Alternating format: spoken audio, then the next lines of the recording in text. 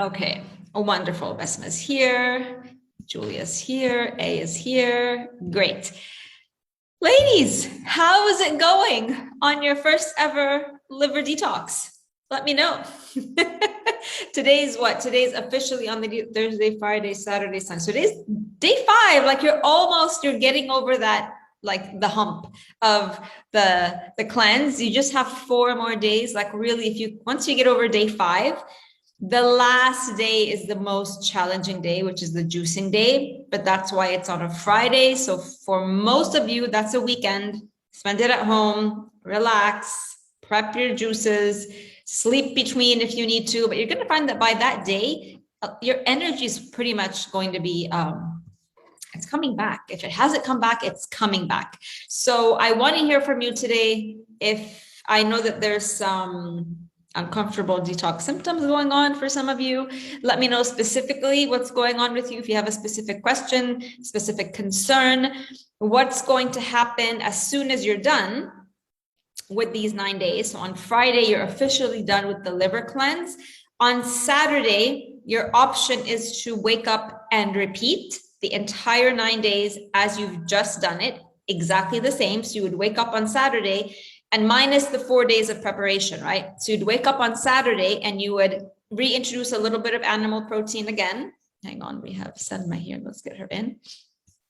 Reintroduce a little bit of animal protein again for the 3 days, a little bit of fat, a little bit of beans or nuts if you want to, and follow the 9 days exactly. And you could, if you chose to, just cycle like that, 9 days over and over and over again. If you are seeing the results and you're happy with the pace of the results. If you want the results to go a little bit faster, if you're a little bit impatient, especially if you're someone who weight loss is really a big thing for you and you're starting to see an improvement in your symptoms, but you want to give weight loss sort of a push, then you would cycle through the last 3 days only. So the last 3 days of the 9 days. Cycle through those over and over and over and over again. And that's going to give your weight loss a big boost. It's also going to boost, relieve your symptoms faster also. If you feel like, you know what, I'm good with the 9 days. I feel really good. I feel a big change. I feel my symptoms are on their way out. I can slow this process down a bit. Move into, you're going to see in your plans, you can go to the clean eating guide and just follow the clean eating guide, or you can go into what I call the hybrid cleanse, which is sort of a mix between the 9 days and the clean eating. In all cases, you're going to keep the morning routine the same. So lemon water, celery juice, berry, that's not going to change regardless of whether you choose to go clean eating or not. Even though the clean eating guide has different breakfast recipes, disregard those.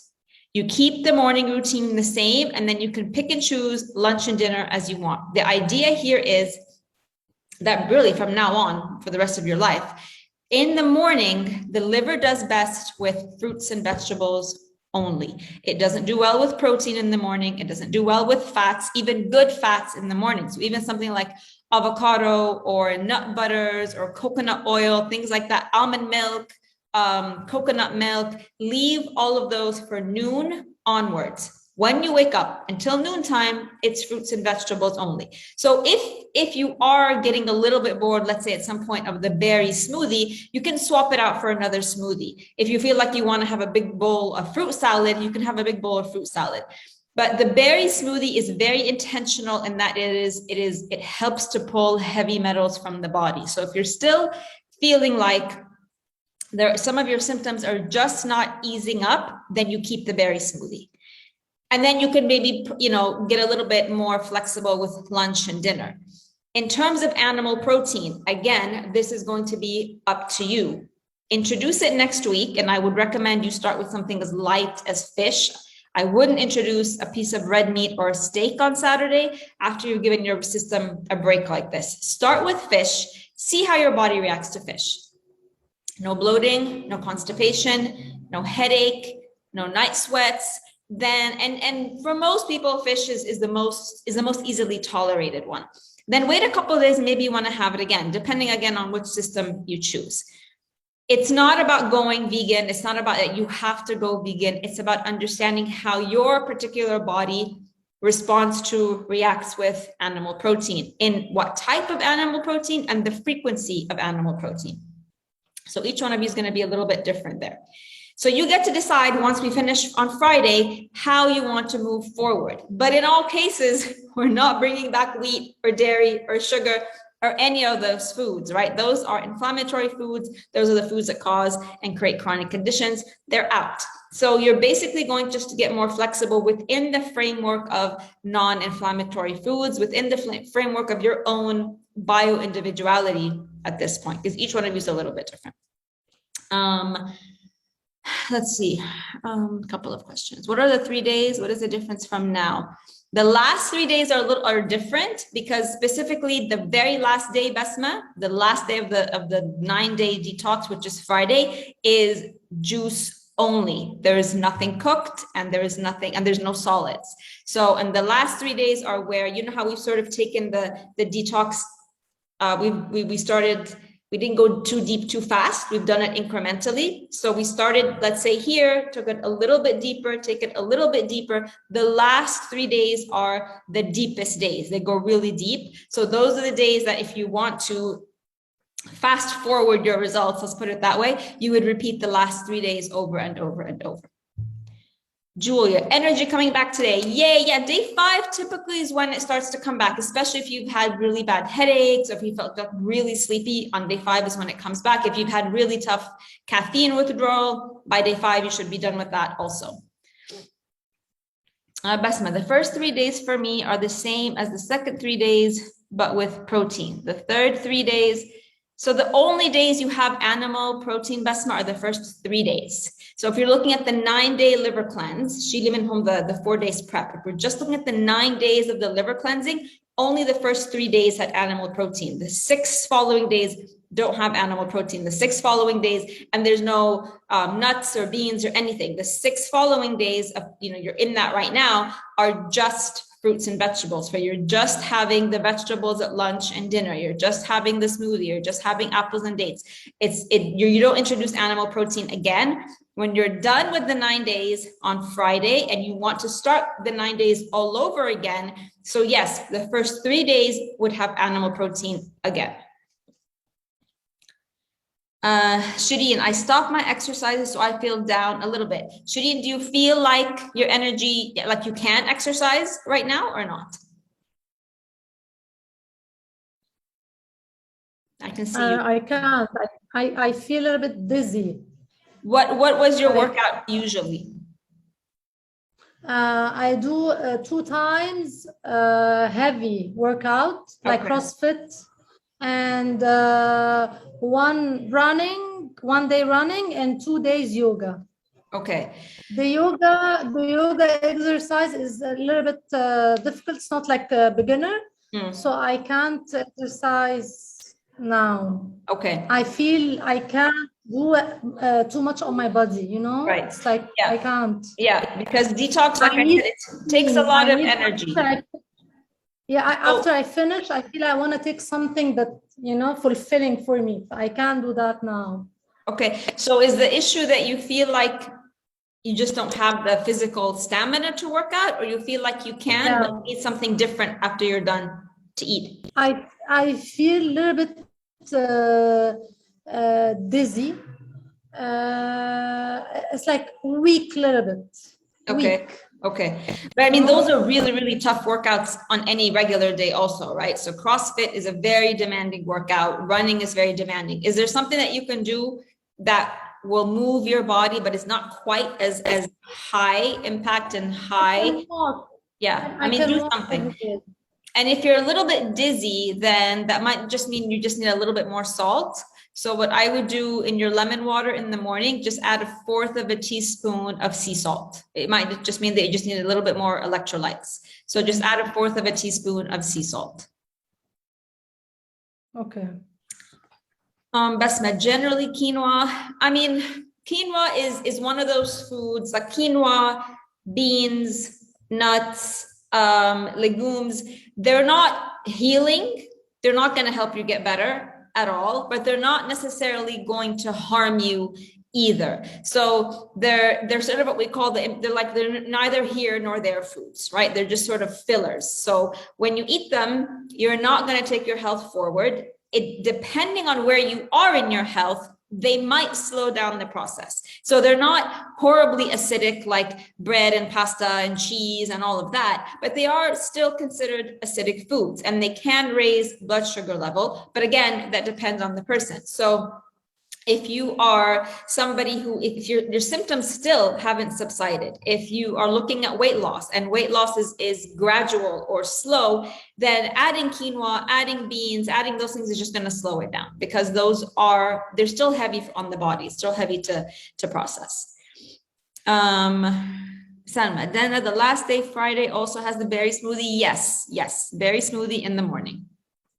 Basma, I'm mainly asking for knowing in the future what to order while being out. Right. So in the future, when you go out, it's going to be, because the way that you're eating now, you're setting yourself up, you're understanding the foundation, right? So definitely in the future, when you go out, if the option is pasta or rice or quinoa, then quinoa would be your better option for sure, if that's what you're asking about. If the option, you go out and there is no quinoa and the option is pasta or rice, you would choose rice. Not because rice is amazing, but because rice at least is gluten-free. Right, it's not as inflammatory as wheat. It's not as inflammatory as pasta. If you choose, they don't usually have this as an option when you're ordering out, but in general, if you have brown rice or brown basmati rice, those are not as processed. So those are more sort of straight from nature than Egyptian white rice. So any kind of white rice is highly processed and they have all the fiber stripped off of it. So if you're looking between rice, for example, you also have ones that are better versions than the other. But always remember, all grains, whether it's brown rice, basmati rice, jasmine rice, Egyptian rice, all of those are still more on the inflammatory side and are still on where they raise blood sugar. So the bulk of your day moving forward is always to be 90 to 95% fruits and vegetables, and 5%, depending on your body, will be either your animal protein or your rice or your beans, or your good fats like coconut oil, avocado, things like that.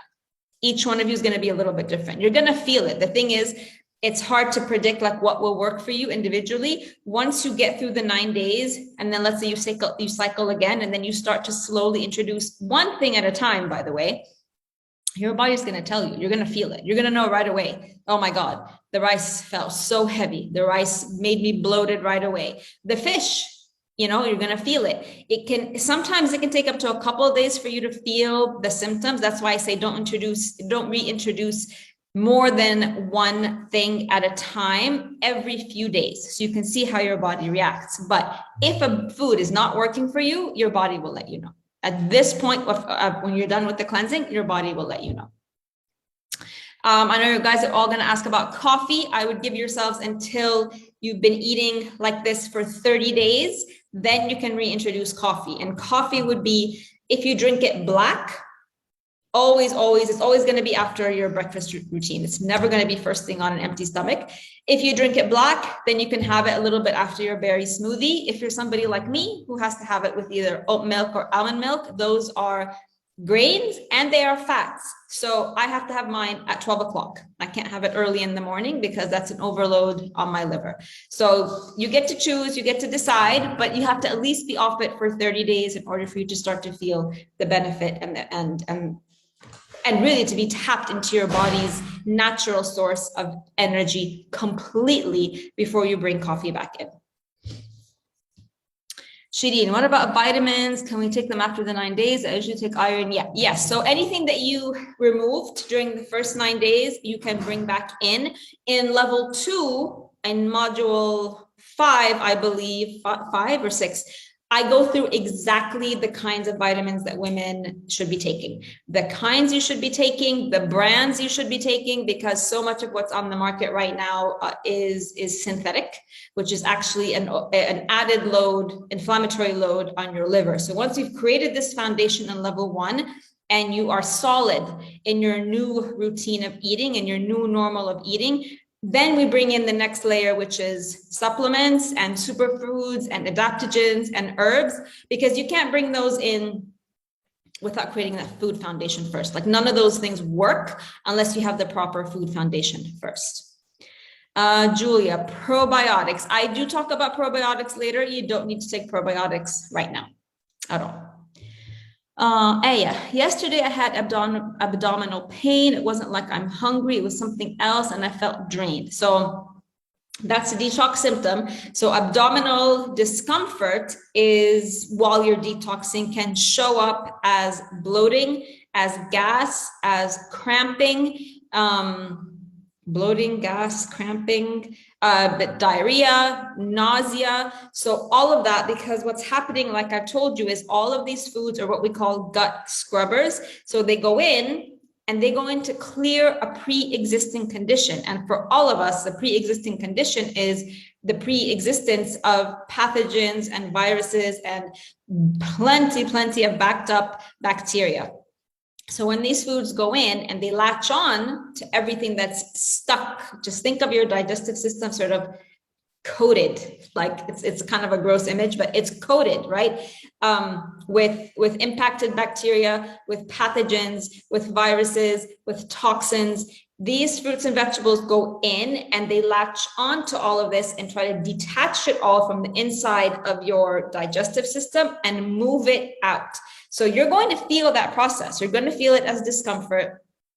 This is, of course, depending on the extent to which your body's carrying toxins, but everybody's carrying toxins to some degree. So to the extent that you're feeling a lot of discomfort, this is a sign that these vegetables are having to work really hard. So they're going in and scooping out all of these things on their way out. So it's uncomfortable, but it doesn't mean that there's something wrong with you, Aya. It doesn't mean that there's something wrong with the plan.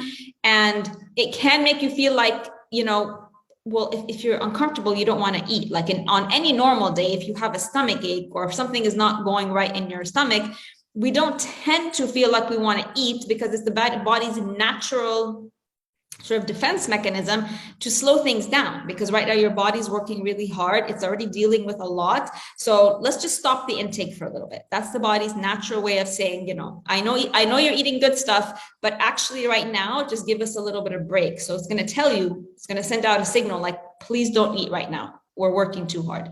And then the reason you feel drained is because the body's working so hard. Do you see how it all connects? Detoxing is an energetic process. It takes a lot of energy, consumes a lot of energy from the body in order for it to go through this process. And today is only day 5.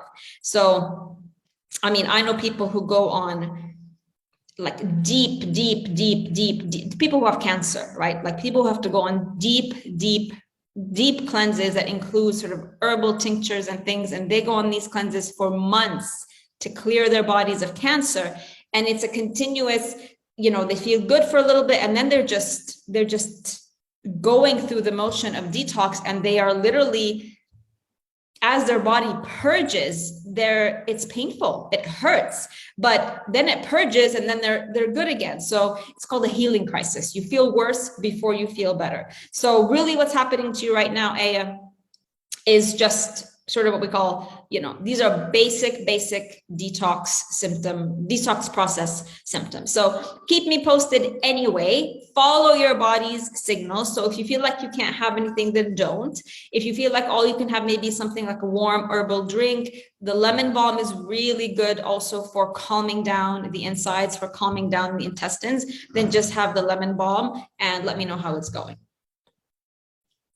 Besma, will this group be closed after we finish, or we still have access to the videos and posts? So when level 1 is finished, this group turns into level 2. So if you don't sign up for level 2, then you will be removed from the group. If you do sign up for level 2, then you get to stay in this group. So if there's anything that you want access to, you need to download it, copy paste it, etc. This group becomes level 2 at the end of level 1. But the material in your member site, that you always get access to. But the group switches to level 1 and level 2, and only the members of level 2 get to stay in the group. When is level 2? Level 2 is going to be in January. So we're going to finish level 1. Let's see, we have module 4 next week. We have 4 weeks from next week, and then level 1 ends, and then that's going to be, Christmas vacation time. It'll take a break during Christmas vacation. We will come back the second week of January once all the Christmas breaks and everything are finished. That's when level 2 will start. But I'm going to give you information about that and how to sign up for that in the next few weeks, so you don't have to worry about that just yet. Focus on finishing your cleanse. Next module is about exercise, actually, and the kind of exercise that works best when your hormones are going through this shift. We have the last 2 weeks is when we have special treats. We have a friend of mine who is a face yoga specialist, face yoga teacher. She's going to come in here during our Monday class and teach you all face yoga. And then on November, I forget, I'll put the dates, they're in my calendar. We have a special, a yoga teacher who specializes in special yoga for hormonal balance. She's also going to come in and teach you some really basic yoga that you can do to help balance your hormones. So I'll put the dates for those, but I'm really excited about those. So just plan on those 2 days being sort of interactive days. You're going to be following the face yoga instructor, and then you're going to be following the hormonal yoga instructor. So that's happening right before we wrap up level 1. You are on just day 5. I want to keep reminding you, only day 5. So day 5 of rebalancing and undoing an average in this group of 40 years of whatever it is you've been doing for your whole life, right? 5 days versus 40 years. So continue to keep the perspective. The body is incredibly resilient, and the body is going to work with you. And it's definitely not going to take 40 years to balance out the previous 40 years, which is the incredible thing, right? That it's only going to take you about a few months to rebalance 40 years worth, but today's only day 5. And as you go through this process, remind yourself it's not perfectly linear. So you're not going on a straight line that just keeps going straight. You're going on a line where you might go a little bit backwards. You might go a little bit forwards and a little bit backwards and a little bit forwards. That's actually how healing works. So don't take it as that you're doing something wrong. Don't take it that your body is responding wrong. Every one of you, your bodies are very different, and they're going to respond slightly differently to the process. Trust that you are exactly where you need to be, and trust that because it is a journey, it's an ongoing life journey. As long as you are being consistent with it, you will continue to see the results. That's all you need to think about. And literally just think about 1 day at a time. Celebrate 1 day at a time. Celebrate 1 meal at a time. Celebrate 1 symptom clearing at a time. Because the body's not going to clear every single symptom on the same day. It's, like I said, a little bit forward, a little bit backward. And in those few steps forward, you'll see an improvement in 1 symptom, but maybe nothing in another one. But then you make another few steps forward, and then that other symptom that you had thought was never going to balance, that one starts to balance. So patience and consistency and trusting your body and trusting the healing process is always, always, always what is going to the results, always. Oh, also as women, we continue to evolve, right? So what works for you at some point, like you might decide to reintroduce animal protein next week. For example, you reintroduce the animal protein and you find that it doesn't work for you at all. It makes you feel horrible, and then it's a surprise because you thought it used to work for you before. So you decide, okay, great, it's not working for me now. In 3 years, maybe, or in 6 months, you introduce it again and it works perfectly fine for you. So there's no definites in this process is what I'm trying to say. Before I hit my hormonal imbalance, I used to eat eggs. I used to eat all the meat. I used to eat everything, and I was perfectly fine with it. But then my body went into perimenopause and it could not tolerate eggs or meat or anything anymore. Now that I leave those out, most of the time, I want to say 95% of the time, when I have them every once in a while, red meat definitely gives me a night sweat, but not so much, but not so much the fish, right? And I don't know, maybe in 2 years, I will be able to have red meat and not have a single night sweat. So there's no definites here, and there's nothing that is 100%, when we're talking about the foods that heal, That's off the table. And even if you go and have a pizza next month, that's not going to derail your process. On the contrary, everybody's going to backtrack a little bit. Everybody's going to have what I call their pizza day or their burger day or their penne day or their whatever your favorite food is day. And when that happens, that's just going to be information. That doesn't mean that you failed. It doesn't mean that you don't have willpower. It doesn't mean that all your work has gone out the window. It basically means that you are human.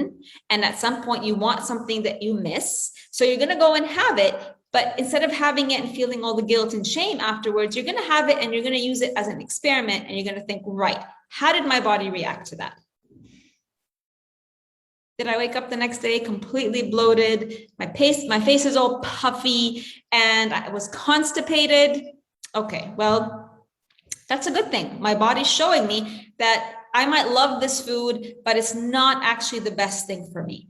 And you're going to start to go find yourself in this thought process where as you go through the practice of bringing in foods, the parallel thought process is, well, is it really worth it for me?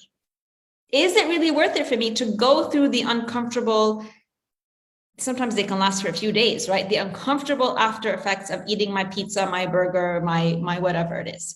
And that's how the times then become fewer and fewer and far in between, is because it becomes conscious. It's not you just being completely powerless at a Friday family lunch. It's not you being completely powerless when somebody puts a chocolate cake in front of you. It suddenly becomes you're the one who gets to decide instead of the food making the decision for you, or the outing or the social setting making the decision for you. Julia, do we introduce animal protein for lunch or dinner? So when and if you reintroduce animal protein once a day, either lunch or dinner, totally up to you. Both are fine, doesn't make a difference. You might, as you experiment, find that dinner time might be too close to bedtime, so the body has a harder time digesting. Whereas if you have it at lunch, it gives your body a much longer time to digest so that the body can manage it better. But in terms of, is there a rule? There's no rule. You can experiment with lunch and dinner and see which one works better for you.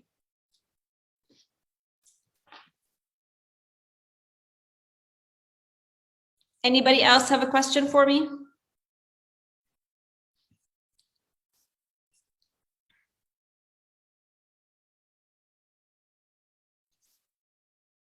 Nothing? Oh, hang on. I don't know. Ghada? Ghada, are you here?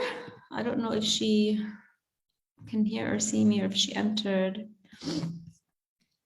Besma, why corn is not okay? So corn is like wheat. It's like soy. It's a genetically modified crop. So it is a crop that, because it's a mass-produced crop, they have had to alter it in a lab, same way as wheat, same way as in soy, to create a seed that is not the same seed that used to be ages ago. And it is very, very difficult to digest. So if you want to experiment, have some corn, or if you recall anytime you've ever had corn, look at your poop the next day after you have corn. If you see like the little pieces of corn, it's happened to all of us, that just shows you to what extent your body's not digesting it. It's just going right through you exactly as is. It's a very hard to digest.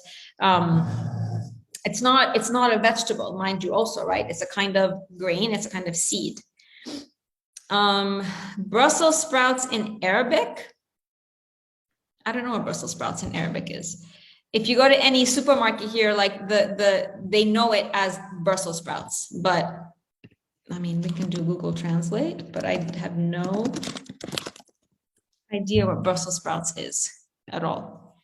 If somebody knows, please share. 1 second.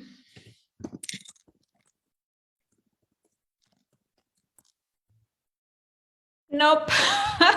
Baran Bruxelles. So I doubt that's what you're going to go tell the guy.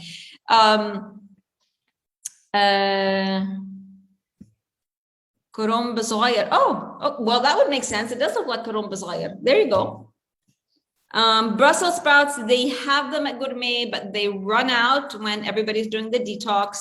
They do have seen them at Saudi. I've seen them at Sara's Organic Food. I've seen them at Tabi'i. You find them in random places, but literally because it's not just you guys, it's you guys, and I have 50 ladies in the separate 21-day detox program, all doing this at exactly the same time. This tends to happen every single time. These things run out because not many people are usually eating Brussels sprouts and asparagus and broccoli. When we do the plan, all of a sudden, they just run out. Peas, are they okay? Peas are okay later on, right? So not in the 9 days, but definitely later on, yes. Blackberries, a must. All berries are great. So let's say you can't find the blueberries for the smoothie, all you find is blackberry, or all you find is strawberry. Every single berry is amazing. Raspberries, blackberries, blueberries, strawberries, they're all amazing. Any kind of berry is wonderful.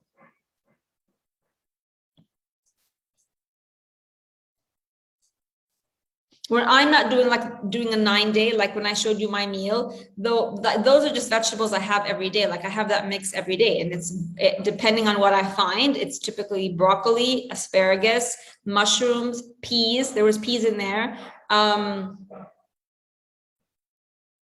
What else is in there? We do fresh onions in there. We do potatoes on the side. We have some kind of protein. Usually it's chicken. Like yesterday we had kofta. I don't tend to eat these because they just don't work for me. But I'm saying how it sort of works in a family setting, right? So we have that big thing of vegetables. We have a couple of salads. We're making beet salad right now because it's in season. Artichoke salad because it's so easy. My husband loves it. What else do we have? And the roast potatoes. According to your plan, from today on, we live with this. According to the plan, you get to decide. You want to repeat the 9 days. You live like this in that, yes, you're going to be eating fruits and vegetables basically, and you get to choose the combinations. You get to choose the variations. You get to choose the recipes. So you don't have to live according to the 9-day plan for the rest of your life, but you are going to live according to the principle of 90% of what you eat every single day is fruits and vegetables, 90 to 95%. And the other 5 to 10% is going to be a little bit of animal protein if your body tolerates it, a little bit of the beans if your body tolerates it, a little bit of rice if your body tolerates it. But yeah, it's not about moving into every day I'm going to have a piece of bread and every day I'm going to bring in a piece of cheese. No, I mean, okay, I can't tell you what to do. Like it's your choice, right? But to maintain health and to prevent disease, yes. Reda, can't finish the salad at all, and the garlic has to be raw in the salad. Whatever it is you can't finish, eat slowly, because believe it or not, it's just the quantities, like I told you in last week, it's the quantities that are, it's that dose, right? Like I hate to compare it to medicine, but when they tell you have to take a specific dose in order for it to work, it's kind of the same thing here. So, but you're not going to force yourself to eat what you can't eat. So eat very slowly. Ideally, garlic is more potent, which means it's more healing when it's in its raw state. If you prefer it roasted a bit, like I always put a little bit of, a couple of chopped up garlic cloves in my vegetable mix, the cooked one, so it gets roasted a little bit with the vegetables. That's also delicious. So if you prefer that, you can definitely do that. Oops, hang on. My computer's about to die. 1 second. You can also do that. Olives, yes. Cheese, no. You read my mind. Yes, I did. Shireen, I love the gluten-free bread from Gourmet. This is okay, right? So gluten-free anything is still a processed food.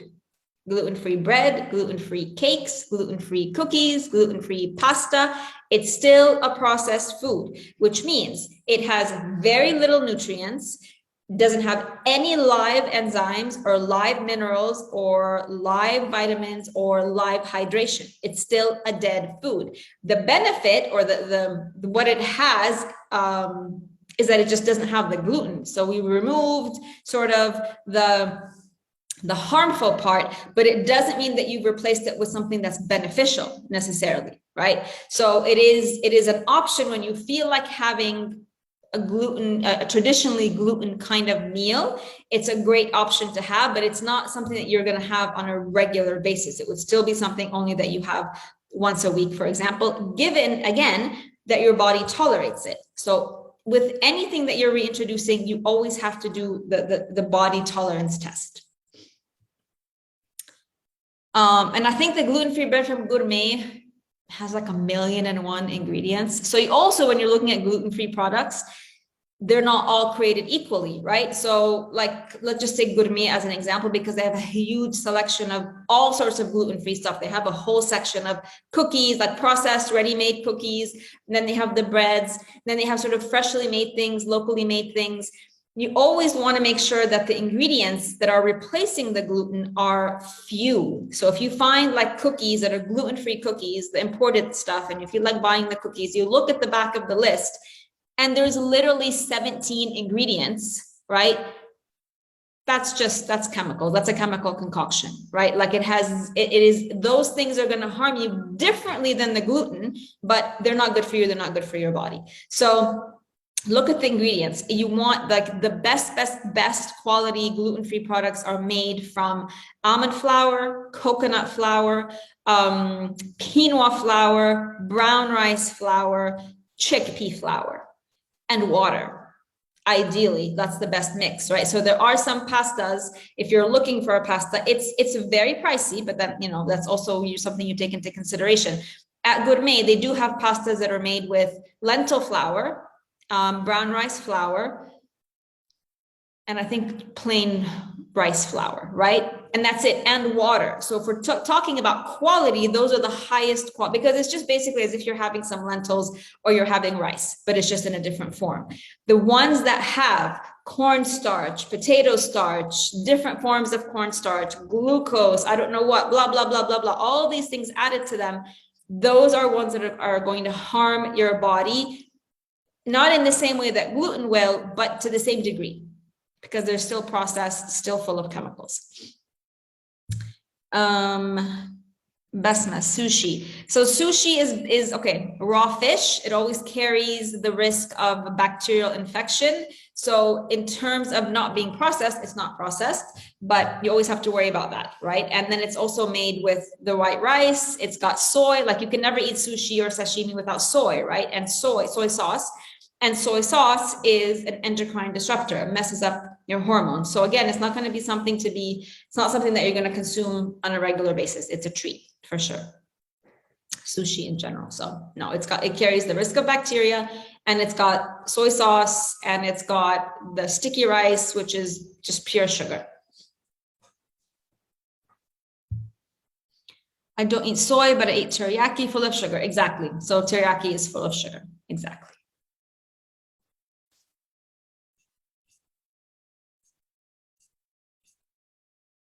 Again, once you have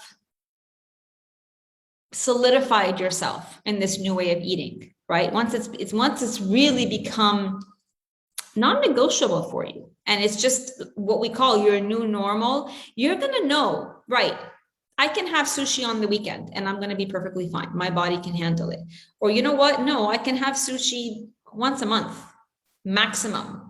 And without, rocking my body, without having my symptoms return.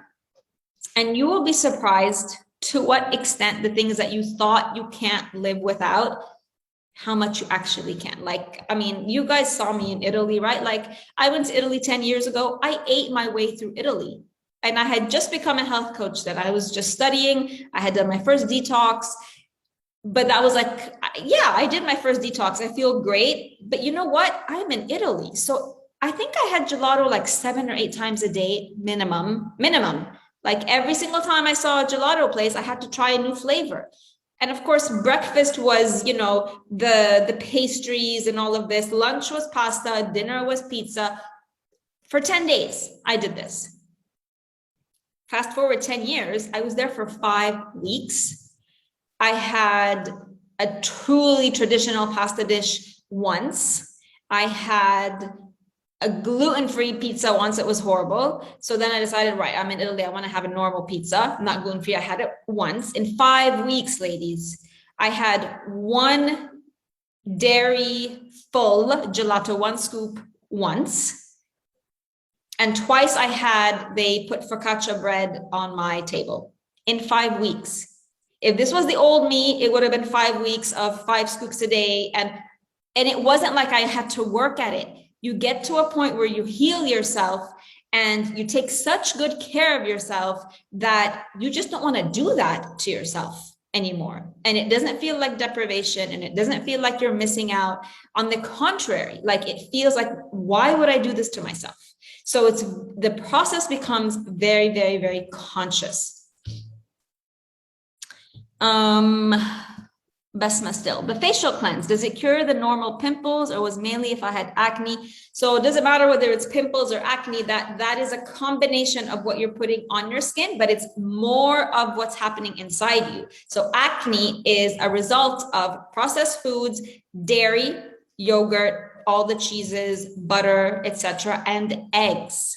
So that's what has to go first. Even if you're doing the oil cleansing, facial cleansing method, if you're not treating the internal cause of the skin issue, all the facial cleansing in the world is not going to work. So it has to start first. Sugar, processed foods, wheat, all the dairy, and all the eggs. These are huge ones when it comes to acne. And then you have to add the facial cleanse to that. And this could take up to 6 months. It took me about 6 to 7 months. I had already stopped the processed food. I hadn't stopped eggs. And this is why, because I was still eating eggs for the longest time. I would still get occasional flare-ups because I was still having eggs. I wasn't having dairy though. And I would still have occasional flare-ups, but I was still using the conventional products. When I finally decided to do the oil cleansing method and just do oil cleansing and nothing else, it took 6 months, and 6 months of the body of my skin, basically like whatever your body's doing now by like releasing toxins, and you're pooping a lot, for example, or you feel like your guts are just being cleared out. The same process happened in my skin. Everything came forward. Everything. It was like years and years and years of backed up pimples and acne, flare up after flare up after flare up. And at 6 months, just when I thought it can't get any worse, and I was like tempted to go back to my dermatologist, I literally woke up and it was gone. And it's been gone ever since. So that was the healing crisis. When I talk about things have to get worse before they get better, that was the healing crisis for my face. So it has to work together, Basma. The oil cleansing plus the food, one or the other on its own is not going to be as effective.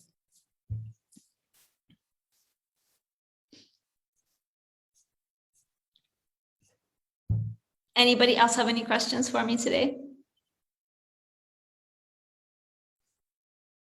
Plus the facial cleansing, it's not just going to clear whatever you currently have. It's going to prevent future stuff, right? It's going to prevent, and eating this way, because bread and all the processed sugars, they speed up the aging process. So as soon as you remove those, your face starts to glow, and you slow down the onset of wrinkles, you slow down the onset of sagging, you slow all of it. Like I'm 48 and I don't do Botox and I don't do fillers, and these are my wrinkles. Like when I go like this, that's it.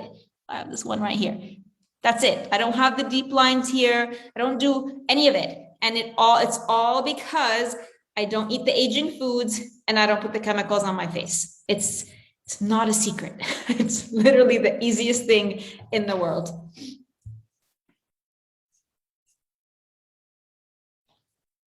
Anybody else has a question for me today, ladies?